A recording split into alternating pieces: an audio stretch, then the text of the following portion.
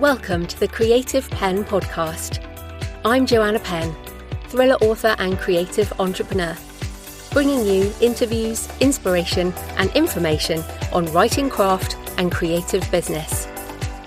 You can find the episode show notes, your free author blueprint and lots more at thecreativepenn.com, and that's Penn with a double N. And here's the show. Hello creatives, I'm Joanna Penn, and this is episode number 805 of the podcast, and it is Friday the 18th of April 2025 as I record this. In today's show, I talk to Derek Slaton about expanding audiobook revenue with YouTube and podcasting, as well as translation and an attitude of freedom towards writing. And I found Derek really changed my mind around some of this, so I hope he sparks some ideas for you too.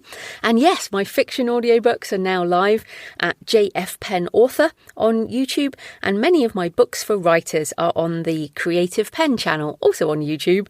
And while this might not be the right choice for you, it's definitely worth having a listen to Derek because it's always great to hear about different business models for authors. So that's coming up in the interview section.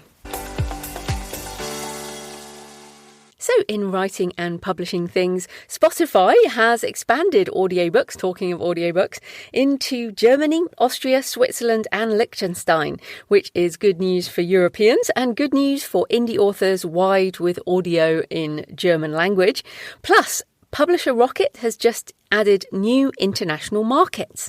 So you can now research categories and keywords for Amazon stores in Canada, Australia, Italy, France and Spain, plus of course Germany already, UK and US stores.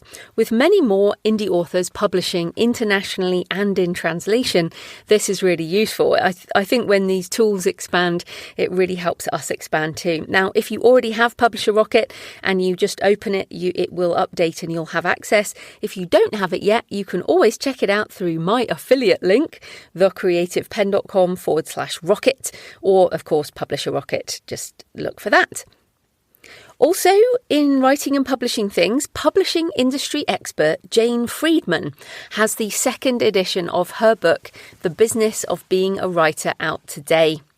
Now, it is published through a university press, and Jane's focus is often more on the traditionally published and freelance side of writing, but she is one of the people I trust and respect in the industry, and while we definitely don't agree on everything, that is always a good reason for me to read her book and her writing. And her newsletter is I'm a paid subscriber to, so yes, I wanted to mention that. Jane is quality information, The Business of Being a Writer by Jane Friedman. Also, T. Thorne Coyle was on the Wish I'd Known Then podcast last week with Jamie and Sarah, and Thorne's episode on this show around the mid-list indie author was so popular, I wanted to let you know about this new interview. They discuss some great tips, including embrace experimentation and play in your writing. Don't get so caught up in being serious and in perfection that you never finish. Also, importantly, for today's episode, as much as anything else, be discerning about marketing advice. Not all strategies work for every author at every stage of their career, and not every book. What works for one person might not work for another, or even if it works for one series, it might not work for another series. So please weigh up all advice based on your situation. And I'll add that, yes, please include me and anything my guests say in this advice as well.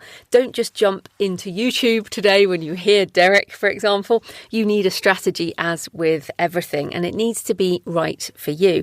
And again, I think this comes down to confidence and really sort of paying attention to what you want to achieve as an author. Thorne also says trust your intuition, which I definitely agree with. And one way to tell this is to pay attention to the energy you feel around things. So let's just test this out with you. Facebook ads, TikTok videos. Do these things fill you with joy? Now, some authors do truly enjoy these things, and some of you listening will be like, yeah, of course, I love those things. Not me, but there you go. But my books and travel podcast, I've always said I'm much more of a content marketer, and I'm loving being back at it on books and travel, and it's also sparking ideas for books I want to write. So Thorne says, check in with your energy levels and structure your work in a modular way to accommodate fluctuations. And that might be in your health, in your life, whatever stage of life you're at. If you have young kids, I mean, obviously these things change, or elderly parents, or you have chronic health issues. Most writers don't actually write words every day. I think that is just some kind of myth, or it's Stephen King's fault.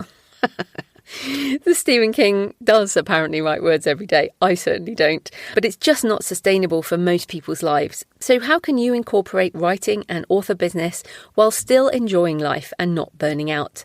So that is T. Thorne Coyle on the Wish I'd Known Then podcast with Jamie and Sarah. Also, I had not even heard of Claire Taylor's What If podcast, but Jamie mentioned it in the introduction to Thorne's interview, and so I went and had a look at it. Now, the show is very mindset and psychology focused, and Claire covers questions like, what if I'm not consistent? What if I'm a private person? What if my ads stop working? As well as, what if my country collapses? Which some might consider timely in many countries of the world. But the episode Jamie recommended is on what if AI replaces me? Now, regular listeners will know my stance on this, but I understand that many of you will still be coming to terms with AI. So go and have a listen as Claire discusses whether the original sin of AI training is still holding you back, focusing on your own actions before judging others, understanding that authors with different views to you are not the enemy. One could broaden that really to people with views other than you. Political views, for example, are not the enemy, and many other ways of reframing the situation. We definitely don't all need to agree with each other. This is not human. So I think Claire's podcast might be useful, especially if you experience a lot of fear or anxiety, and go and have a listen, see what resonates. That's the What If podcast with Claire Taylor. And Claire was on this show around a year ago, actually, talking about the Enneagram. So you might enjoy that too. Hopefully that will give you some more things to have a listen to this week. In personal news, thanks to everyone who backed Death Valley on Kickstarter. The campaign is now closed. 228 backers raised £10,773, which is around $14,000 US. I have ordered the gorgeous hardbacks and will go up to Peterborough to the Book Vault factory to sign in mid-May. And I was thinking about this. This is a real privilege. So thank you for giving me the opportunity to do gorgeous print runs. Like, it really feels like being a proper author when you hold a special gorgeous hardback with foil. I don't know what that is. There's just something there that makes me feel like, oh, I'm actually a proper author. Yes, so I'll be signing those, sending them all out. Also, we have the thriller writing webinar coming up in a couple of weeks, so I've been prepping that. And as always, when I prepare these kind of webinars, it makes me remember why I love certain things. I really do love thrillers. We are in the final proofing stages of the Death Valley audiobook with my voice clone. That's on a couple of episodes ago, a couple of chapters if you want to have a listen. So fulfillment is underway. If you did back the campaign, you will have the survey now. So please fill that in, especially if you have a print book, so I can ship everything once the money comes in. And here's a little tip for Kickstarter. If you're using it as a backer or as an author, the survey is super important. And one of the things that can happen is that the Kickstarter emails go astray somehow, and some people end up just forgetting these things even exist. So if you don't get an email asking for a survey from something you backed, please go log in to Kickstarter and you should have a little pop-up there that will say you need to do the survey. But yes, that is something please do for my campaigns. So also, as happens after a novel. So this is a while back, and I've said this so many times over the years. Oh, I'm not going to do any more nonfiction. It's not what I want to do. Anyway, finished Death Valley, right? Coming out of that. I have been working on like a number of different things. I've got an idea for another memoir. I'm working on short stories. But overall, I just want to write some nonfiction because I don't want to say it's easier, but it certainly flows quicker. And you just go, okay, I need to cover this, this, this, and this, and this. And then you write it, and then you edit it, and then it's done. So it's very satisfying. Anyway, a couple of years ago now, I withdrew Successful Self-Publishing. Some of you might have read one of those versions, but I withdrew it in, I guess it would have been the end of 23, maybe, even before that. I felt it was out of date. And it felt like way too much work to update it. I just was like, oh, it's too big a deal. But the new O3 model just dropped on ChatGPT. So if you use ChatGPT, have a go with the O3 model. It's a reasoning or thinking model, and it is excellent. I'm finding it super insightful. So I thought, oh, do you know what? I'm going to upload Successful Self-Publishing. And again, read the terms and conditions, but I'm happy uploading my work. So I uploaded the previous edition and asked it for a gap analysis. Now, if you haven't, I was a management consultant, so I'm very used to gap analysis. But essentially, it's like, here's what it is. Here's what I want to get to. I want to do a new edition. What needs updating? What's changed? What do I need to add to make it worthwhile? That was literally my prompt. It was, here's my old edition. I want to update it to make it worthwhile. Do a gap analysis. Give me a list on what I need to do. So I just wanted a list, and boy, was it a good gap analysis. You would pay lots of money for that kind of thing. And I was like, wow, okay, that actually makes it much more doable. So, and I also, this is the crazy thing, I learned some things. And that's what was nice about like talking to Derek and thinking about different things. I've learned some stuff about what I need to include because a lot has changed. And I always struggle with this idea of new editions. You know, I did the How to Write Nonfiction, the second edition. I am out of control with the editions of this book because I did some digitally without doing the print. But this is going to be the 4th print edition. Now, it is so important to me to be a trusted source of information, which is why I withdrew the book, but there are still copies floating around. I've started on the rewrite and the updates. I've booked Kristen, my editor. So my plan is to have Successful Self-Publishing, the 4th print edition, up by mid-June, maybe early July. I'll have it up for pre-order, and it will have some big changes because the last edition was pre-generative AI. And so there are lots of things I want to add. Now, just to be clear, the font colour, so the cover will have purple. The word successful will be in purple, and I've changed that on every edition. So if you have an edition or you see an edition with a different colour, then it's not the 4th. So the 4th with purple coming soon. And as I said, I'm actually learning a lot. So now I'm reinvigorated, and just ignore me when I say I'm never going to do something, because maybe I will. On my Books and Travel podcast this week, Andy the Highlander talks about Scotland. And if you love the Scottish accent, you will love our chat about locks and legends. On all the podcast feeds under Books and Travel podcast, also on YouTube at JF Penn Author. And I'm doing video interviews now for Books and Travel. So yes, if you want to see me and Andy, such a nice voice. There's also a transcript and notes and things at booksandtravel.page.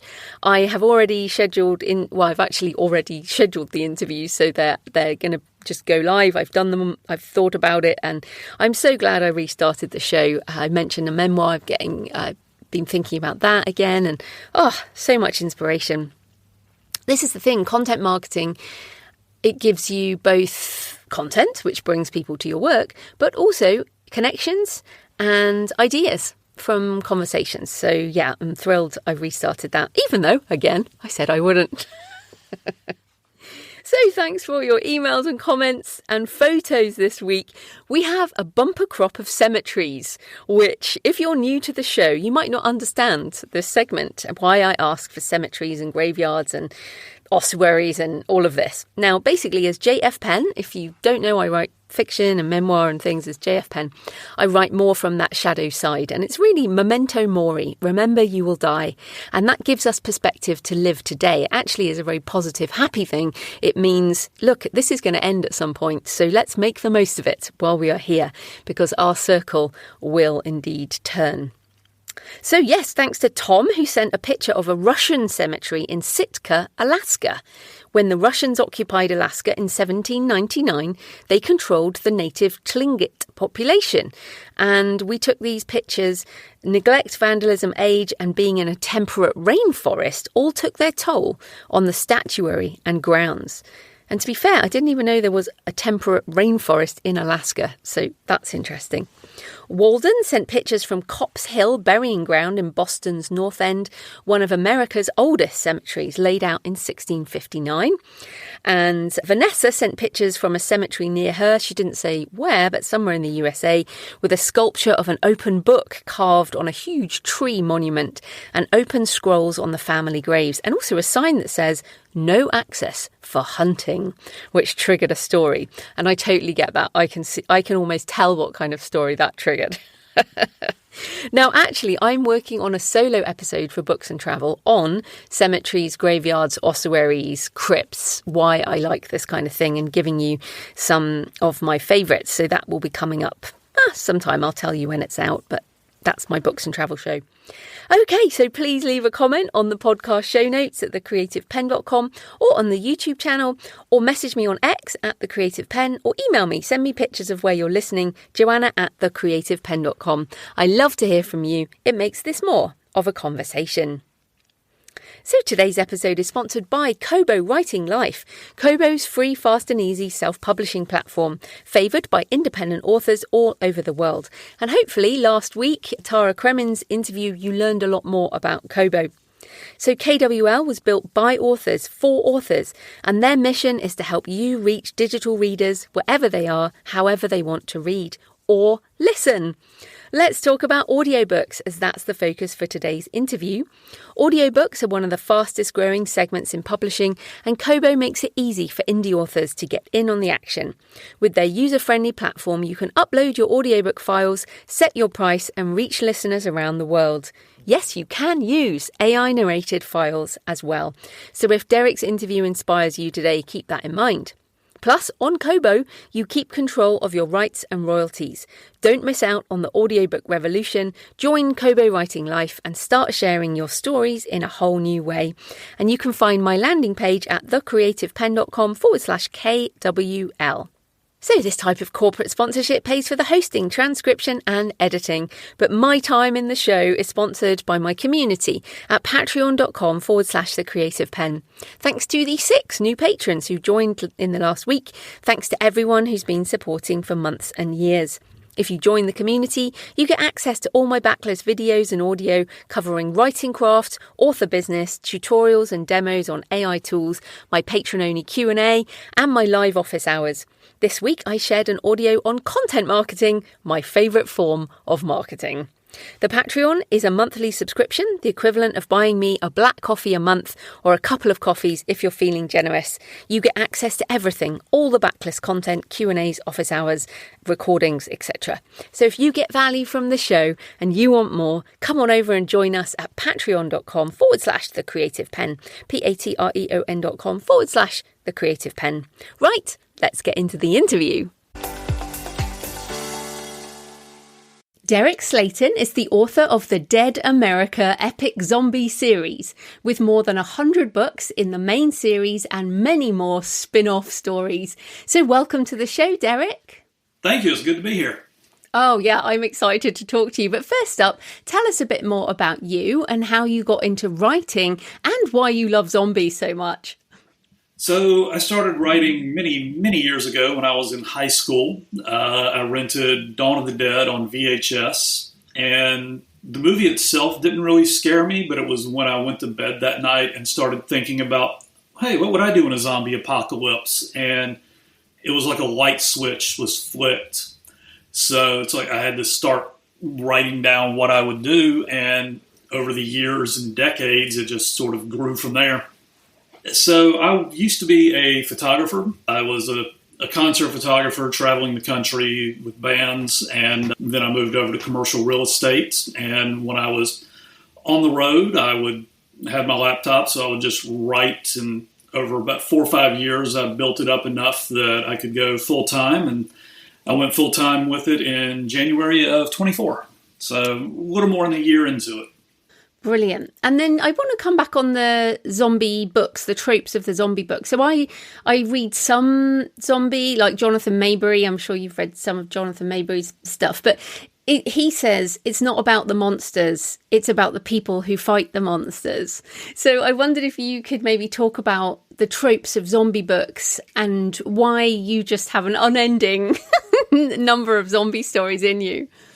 Yeah, I mean, that's the great thing about the zombie apocalypse is that it's happening to everybody everywhere, and everybody has their own story. So, there's a million stories that can be told in the zombie apocalypse.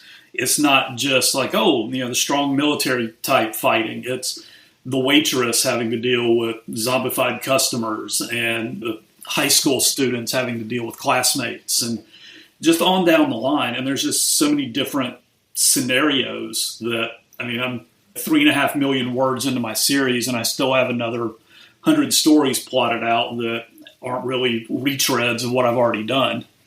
So you're writing about America, but obviously it's very, very big. So are you writing about places you've been to or yourself, or are you putting in different places? And because place makes a difference, doesn't it? Like it's different whether you're in the Florida Everglades versus up in the mountains.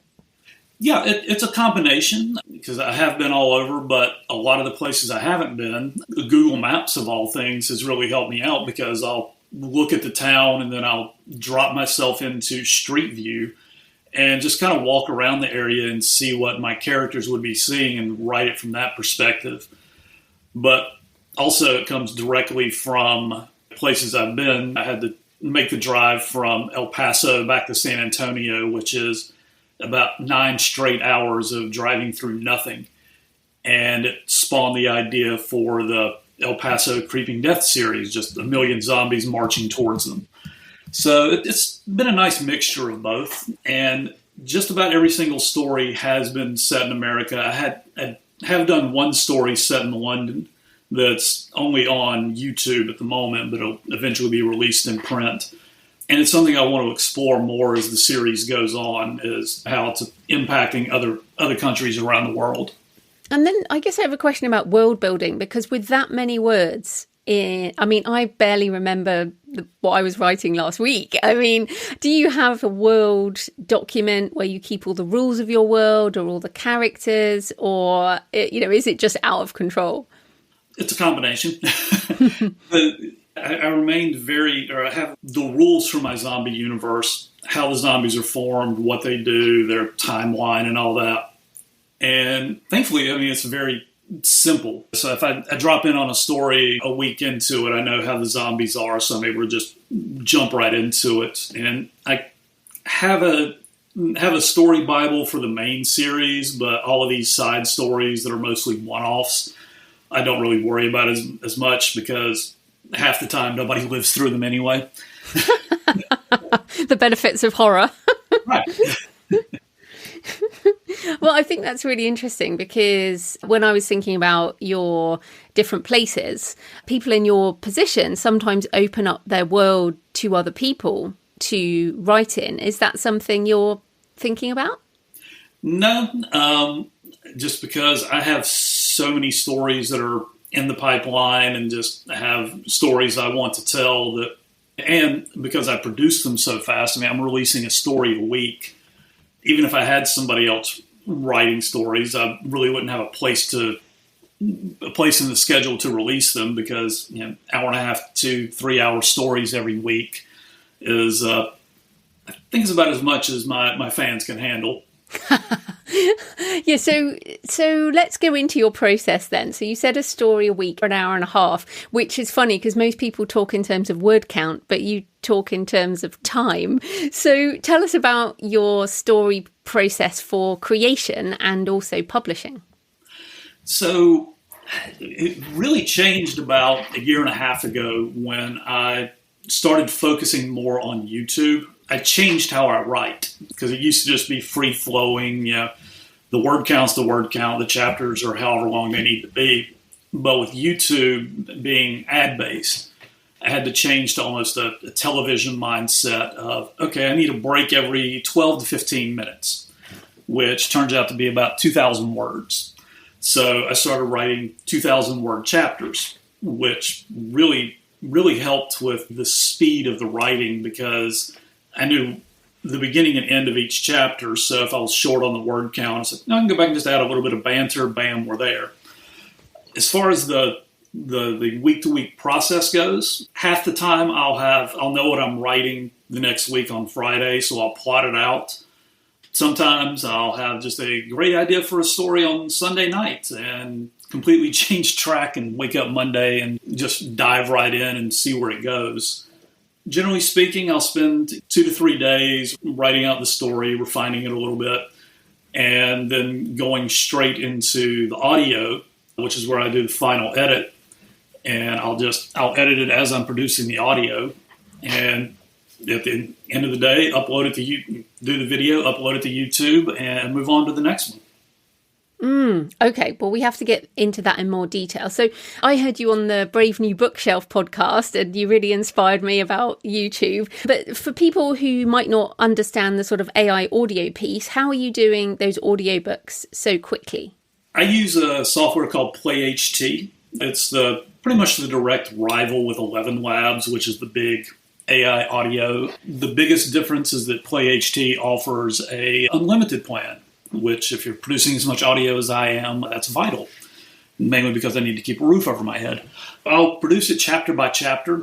So I'll paste it into their studio thing, render it, and then listen to it, make whatever changes I need to make because you can re-render by line.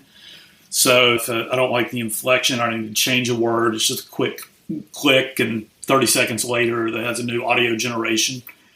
Once I have the finished audio, because I export it by chapter, pull it over in the Final Cut Pro, drop in motion backgrounds so I know where the chapter breaks are when I'm putting it in the ads in YouTube, and export it, and then it's just straight to YouTube and on the schedule. Okay, so a few questions there. For people who haven't done audio with AI, I know what you mean by make some changes, but what are some of the most common issues that you've found with using AI voices? I think we're calling it producing now, when you produce the audio. What are you having to change specific things regularly, or is it quite a quick process? Honestly, it's gotten better as time goes along. Like I just produced 8 chapters this morning. So it was a full hour-and-a-half book. 9 times out of 10, it's when I have to redo a line, it's a glitch in the software, it mispronounces a name. But other than that, the instances are few and far between. So it took me 3 hours to produce an hour-and-a-half worth of audio content today. So it goes really quickly.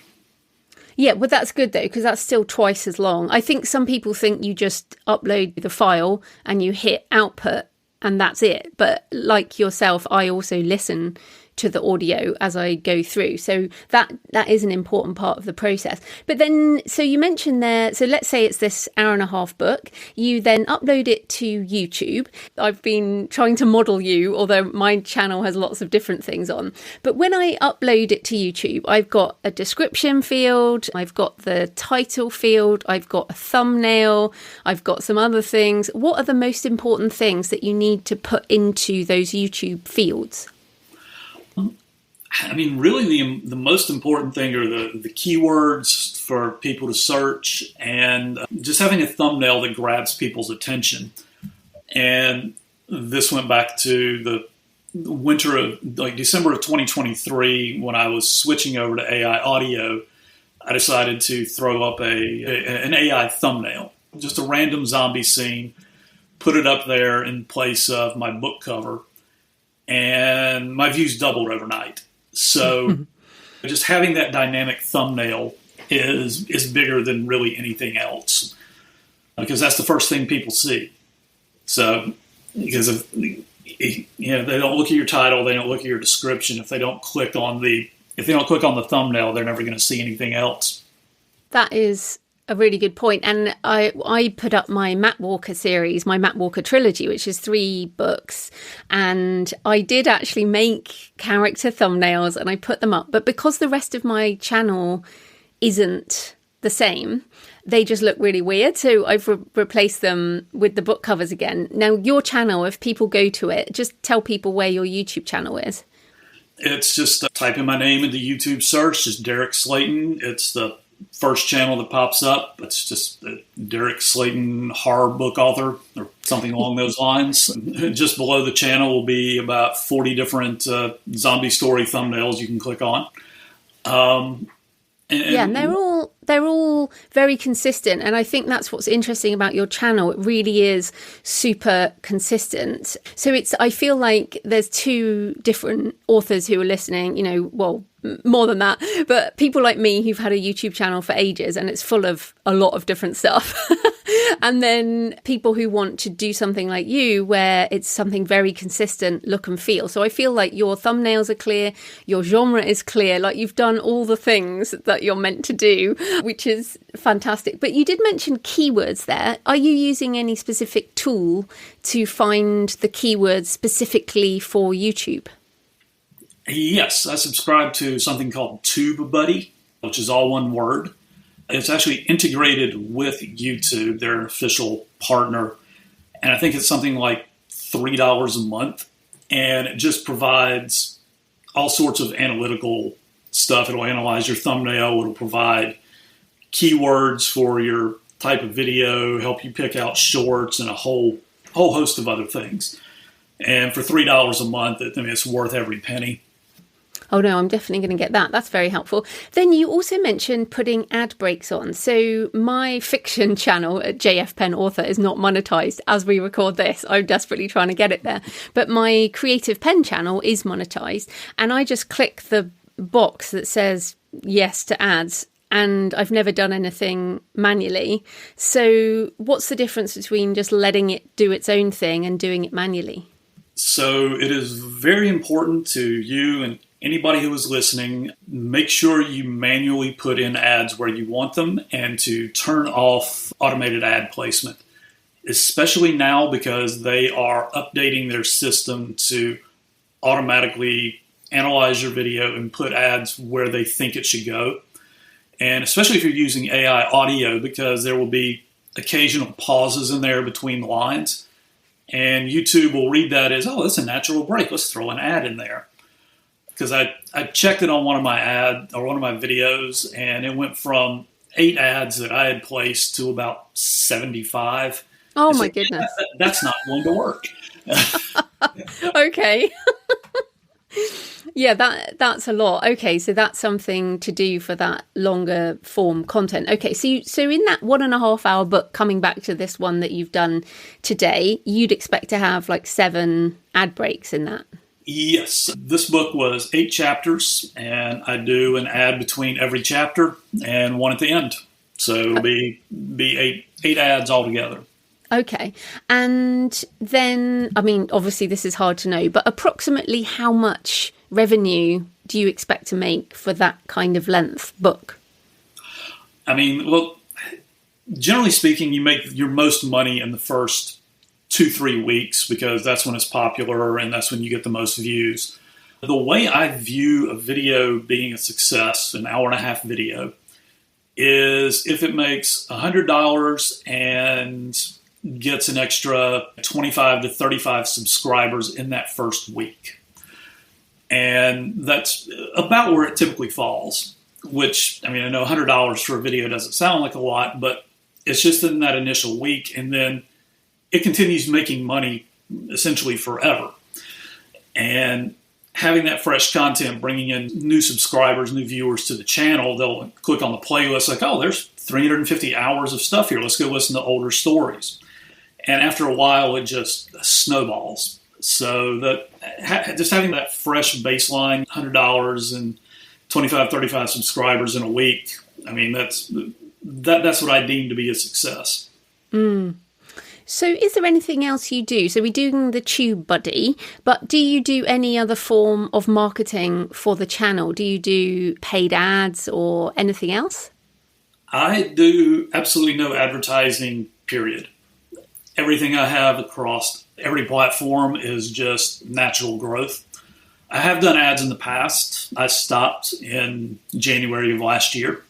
because I wanted to try it out to see how it would go, because I was releasing weekly content across everywhere, Kindle, podcasting, YouTube, and with just that constant stream of fresh content, it's like, okay, I know because I write in a niche, I have a limited amount of fans that are out there. Sooner or later, if I keep putting content out there, they're going to discover me naturally. I was at a point financially where it's like, okay, I'm well above where I need to be comfortable. So rather than focusing hours upon hours each week on trying to tweak ads and spend a bunch on that, I'm just going to let it build naturally. And so far, it's worked great. Last year was my most profitable year, and I didn't spend a dime in advertising. And that's why I got excited when I heard you on the Brave New Bookshelf, and people definitely have a listen to that too. It covers a slightly different angle to this episode. But I've always been a fan of content marketing, always. It's how I've built my business. And this is another form of content marketing, but it's also revenue, because people can listen for free. And obviously I've heard before, and people listening are like, yeah, but indies have been talking about putting audiobooks on YouTube for years. So why now? And I was thinking about this, why I was so resistant to it. And I think it's that I thought that YouTube audiobooks would cannibalize my audiobook revenue elsewhere. So what do you think about that? Is it just an entirely different audience, or do you also put your stuff elsewhere?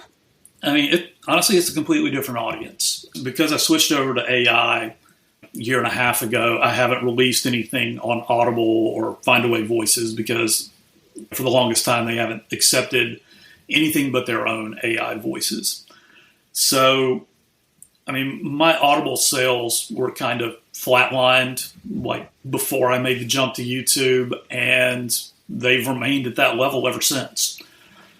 And what I'm finding is the people who buy audiobooks are one audience. The people who listen on YouTube is a completely different audience. And the people who listen to audiobooks via podcasts are yet another completely different audience. Yeah, this is what after hearing you, I was like, of course, they're a different audience. Even with my husband does YouTube, and I don't watch YouTube myself. And yet he also watches videos. He doesn't listen to audiobooks on YouTube, but I know other people who do. So I was like, this is crazy. What was stopping me? So if people listening are feeling like, oh, but nothing's happening. Well, I will say, so my channel, JF Penn Author, is not monetized. So right now, lots of people are listening to the audiobooks and I am not getting paid. So any tips for people who want to get into that monetized bracket? Honestly, it's just have consistent uploads. It'll keep you in the algorithm, and it feeds back on itself. Because recently, I think maybe within the last year, YouTube changed how they promote their videos, what they deem to be a good thing to promote. And it went from number of views to how long people listen. And more importantly, how long your subscribers listen. So last week, my story was 3 hours long. And my average listen time was right at about an hour, which fed back to it being promoted to new people. So just having those long stories that your fans will listen to. And one thing that helps me is I release my stories every week at the same time, noon Eastern time on Saturdays. So within the first hour, I have 400 or 500 people tuning in, and it boosts the algorithm. Which is great, and you've become a habit. And this show is a habit for people, and it goes out at 7:30 a.m. UK time on a Monday, and the same thing happens. So I completely get the habit. It's just not something I can see happening for my fiction at the moment. Although it's so funny because you've definitely inspired me around thinking about all this stuff. But I also wanted to ask you about the podcast thing, because again, I have 2 podcasts. They're mainly interviews, solo shows, that kind of thing. They are not fiction or audiobooks. So tell us about how you do audiobooks for the fiction. It's really the same thing for you that I'm doing on YouTube, only just in pure audio form. So there's no video attached. I just take the the MP3 file of the audiobook. And because I write in novella format, most of the episodes are an hour and a half, 2 hours long. That seems to be the perfect length for audio or for a podcast. So I just released a book as an episode, and I tried it on a whim. And within a month, I was monetized, and it's grown over the last, I think it's been out about a year and a half now. And it's grown to the point where financially it's just a slight step down from what I'm making on YouTube. And so it's just another revenue stream for the same content that I already have. What service are you using for that? I use a company called Red Circle. They're a podcast distributor. They distribute to Spotify and all these other places. But what's great about them is that they have a sales team that will go out and find the ads that will populate within your podcast. So just like YouTube, I go in, I set where I want the ads to go, and whenever somebody downloads it, if they download it for later, the ads are already inserted into the podcast. So I get credit for all those. Right. And is it one podcast with all the stories on, like one podcast feed, or is it a separate feed per book? No, it's all one podcast feed, so there's just a new story every week. Okay, right. So that is also called Derek Slaton, is it? Or is it called like Horror or Dead America or something? It's called Dead America. Okay, so it's called Dead America. So let's take my Matt Walker trilogy. So it's about, 20 hours of audio in total across 3 books. I would make that a podcast feed for that series, for example. Right. And, you could break it up into 2-hour chunks or hour-long stories, however you want to do it, and just have them as weekly releases, let it build up. And the great thing is once it's out there, once it's monetized, and people will come across it, listen to it, and more income. Okay. And can you schedule them? So if I did that, let's say I split them into 2-hour chunks or whatever, can I schedule them all at once? So it's almost like a piece of work to upload all the files, schedule it, do the ad breaks, and then I just let it go. Absolutely. I have the next 3 months worth of podcast already scheduled. So it's like I sit down one day a quarter and just upload 20, 30 books to it and place the ads and let the auto scheduler do its thing. That is cool. And again, it's so funny, the kind of blocks we have in our minds. Because, of course, again, I'm very aware of fiction podcasting. I just didn't think about that from the case of putting an audiobook up, because I always feel like fiction podcasts have multicast and they're very full of actors and pro-narrators and stuff like that. So I guess we should tackle that. Are you getting any kickback around the use of AI? When I started doing AI on YouTube, I had the initial string of protests, and I was very open and honest with them, with my fans. Here's why I'm using AI, because if I use humans, I could release a story every 3 to 4 months. Using AI, I can keep doing it weekly. And almost immediately, everybody bought in. And I've had a fraction of that level of kickback on podcasting, but I was honest with them, responded to their comments with what I just said, and for the most part, it's been smooth sailing. I even released 2 shorts back to back. One was human narrated, one was AI narrated. And despite having the negative AI comments on the AI episode, I actually had 20% more views on the AI episode. Are you using different voices? So do you use a variety of men and women and accents and stuff, or do you just use one narrator? I have one narrator for all of them. The only time I changed narrator with the AI was when I did the story in London. I used a narrator with a British accent just because it felt right. And I played around with doing multiple voices and even polled my subscribers on YouTube. And by a 3-to-1 margin, people were like, no, we like the one voice. So it's almost like people care more about the story than having multiple voices talking to them. Yes, and this is another thing. To me as well, when I listen to audiobooks, I want the content. It's not about the voice. In fact, I'd rather the voice disappeared.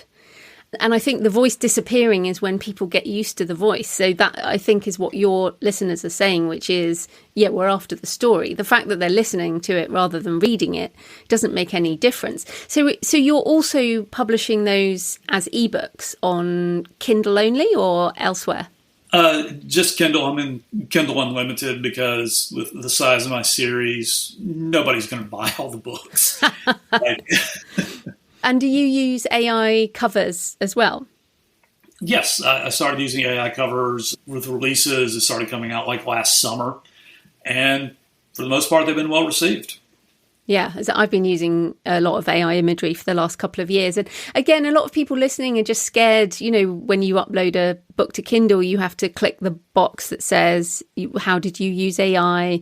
And I'm like, it's not a problem. You just click the box and you say you're using it. And so do you have any issues at all about using any of the AI stuff? Oh, no. It's been life-changing for me. It was a big reason why I was able to go full-time last year. Just because it cut my costs down by about 99%. I love that. I love that. And this is, again, why I encourage people to listen to the Brave New Bookshelf podcast in general, because I think everyone who goes on that show is also AI positive, as you are, and find it just amplifies their creativity, right? You're a story machine. It's incredible. Well, and it's like one of the big things anti-AI people say is like, oh, it's killing creativity. And it's actually the opposite. At least it has been for me. Because if I wanted to do a new story, a new plot line, new anything, before AI, I would have had to have risked thousands of dollars for the editing, the audio, and advertising for it. But with AI, I essentially have no cost barriers. So I can write whatever I want without fear, without worrying about, okay, if this fails, I'm going to lose thousands of dollars. And having a built-in audience, as long as it's in the horror, sci-fi, action genre, I know I'm going to make money. It might not be a lot of money, but I know I'm going to make money and not lose money. So it has really opened up creativity and allowed me to tell stories I otherwise wouldn't have been able to tell. I totally agree. I find it's such a spark for me. Like when I have a creative session with AI, if I'm just thinking about a new book, like yesterday I was thinking about something and I just get on chat or on Claude and I'm going backwards and forwards and it's like sparking ideas. And like you, I feel like it makes me more creative and it just gives me bigger horizons for what's possible, right? Absolutely. And especially with Claude, with the new 3.7 projects, how like I can upload one of my previous stories and it's like, this is how I want the story to sound. This is what I want you to emulate. And I can go back and forth with it. And it's like having a writing partner, basically. And it's speeding up my process and I will bounce ideas off of it. And the stuff, it's like talking to myself. Only a more intelligent version. Yeah, exactly. I was going to say, I also feel like the word co-writing is becoming more and more true because it is a sort of true collaborative, creative process. Although I've worked with co-writers before and I'm actually a terrible co-writer because I'm so controlling. So with Claude, it actually works a lot better. How about you? Yeah, that's like, if it does something I don't like, I can, no, don't do that. Okay, sorry. Yeah, and it's very helpful. I think you're also using AI for translations. Is that right? And what's your process? I am. I use Scribe Shadow, which is basically it's AI translations tailored towards like fiction. And like I was one of the early adopters of it. Like when it first came out, I was like, let's give it a shot, see what happens. And so I translated, went straight from the software, uploaded. They had like 6 languages, mostly European languages. It's like, let's throw it up there and see what happens. And Italian and Spanish were kind of like, okay. But Germany just took off immediately. It's just putting up a handful of stories, no advertising still. But like my first book even got a KDP All-Star bonus in German. It's like, I've never had that in America. You didn't have any proofreading. You just went straight from Scribe Shadow.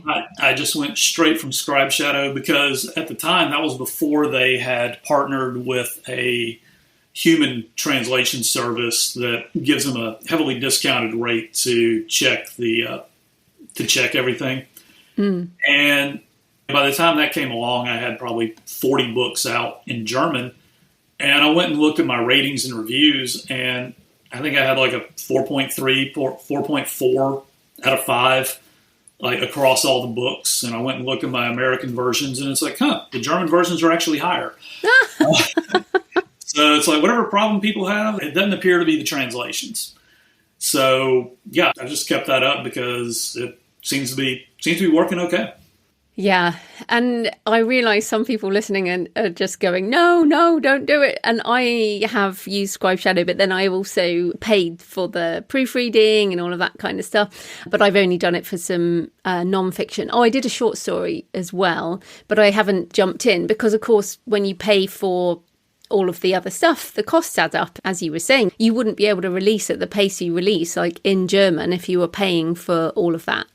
Right. And yeah, I grew up in, loving B-horror movies. So low budget, they had the creativity, but they didn't have the budget to pull off everything they wanted. But I latched on to that mentality.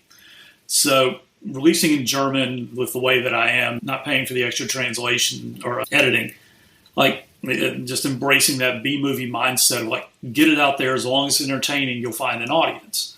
And I know full well I'm leaving 15, 20% of my potential audience on the table who are like, I don't like the AI translations. But it's not worth the extra time and money that I would have to spend in order to potentially get them. And it's like I seem to have a regular audience that tunes into my books every week in German because, I'm profitable like within seconds of releasing. So it's like, they're happy, I'm happy. I love that. And you mentioned there the 20% you're leaving on the table. I literally wrote down before you said that 80-20 rule, because that is what you're doing. You're doing the 80-20 rule pretty much for everything, that attitude of like the B movie, which of course people love. And I think this is what's so interesting. And listening to you, I feel the freedom. I feel the sort of indie vibe in you, which I just love. And I was saying to my husband, listening to you, I caught almost like a flame, I feel. That's why I wanted to talk to you and just say thank you, because I feel like sometimes I get bogged down by so many expectations. And because I've been doing this a long time, I've been doing this sort of since 2007, 2008, and I lose track of that flame. And so I wanted to say thank you to you for kind of lighting that again. You're like a proper indie, Derek. Well, I'm a huge Iron Maiden fan. And one of the things that struck me interviewing Bruce Dickinson, the lead singer, years ago, he's like, we've never gone for radio play. We play music that we like to listen to. This is what we do what we like. And we found an audience, and they're one of the biggest bands in the world. And like that B movie mindset, like them, it's like, you know what? I'm gonna write something that I would want to read. And I've just kept pushing it out, and it's taken a little while, but I have an audience, and I'm enjoying every moment of it. Well, great. And I think maybe there's some more of your audience coming over. So tell people where they can find you and your Dead America books online. The best place to find me is on YouTube and on Spotify as well, the Dead America Zombie Podcast. And my books are available on Amazon and Kindle Unlimited, not only in America, but Germany, Italy, and Spain. Brilliant. Well, thanks so much for your time, Derek. That was great. Oh, it's my pleasure. Thank you for having me. So I hope you found Derek's process interesting and that his perspective gives you a little touch of the creative flame I felt when I talked to him. And it is too easy to get stuck in our ways. So what can we question? What might we have to unlearn? What could we change in our business? And in fact, I mentioned the ChatGPT 03 earlier this week. Specifically, I asked it about being an indie author and what might I have to unlearn. I explained where I am in my career, my age, my experience, and asked what might I need to unlearn in order to be successful in the years ahead. And it was pretty insightful. So this is so important for those of us who've been doing things for more than a year or two. People coming new into the industry pick up the new things from new voices. And those of us who've been doing this a while, and especially if we are older because we are hamstrung by the things we took on from an industry that basically doesn't exist anymore. I was talking to someone the other day and they were like, my first book deal, I got like a 7-figure deal, and that was in the 90s, and since then it's just got less and less and less and less every year. So I feel like we all need to unlearn things in order to be successful in the years ahead. It might not even be in your author business. You could ask about that in other ways. But yes, anyway, I found the interview very interesting, and I hope you did too. So if you would like to listen to my audiobooks on YouTube, you can find my fiction at JF Penn Author. It also has Pilgrimage, my memoir, and many of my books for writers on The Creative Penn on YouTube. I hope you find them useful and interesting. So let me know what you think of today's episode. Please leave a comment on the podcast show notes at thecreativepenn.com or on the YouTube channel. You can comment on X at thecreativepenn or email me, joanna@thecreativepenn.com. Send me pictures of where you're listening or your favourite cemetery or churchyard. So next week, I'm talking to Dr. Rebecca White about the practice of entrepreneurship and also how she's shifted from academic writing, which is a very specific way of writing, to more of a mainstream kind of book. In the meantime, happy writing, and I'll see you next time. Thanks for listening today. I hope you found it helpful. You can find the backlist episodes and show notes at thecreativepenn.com/podcast. And you can get your free author blueprint at thecreativepenn.com/blueprint. If you'd like to connect, you can find me on Facebook and X at The Creative Penn or on Instagram and Facebook at JF Penn Author. Happy writing, and I'll see you next time.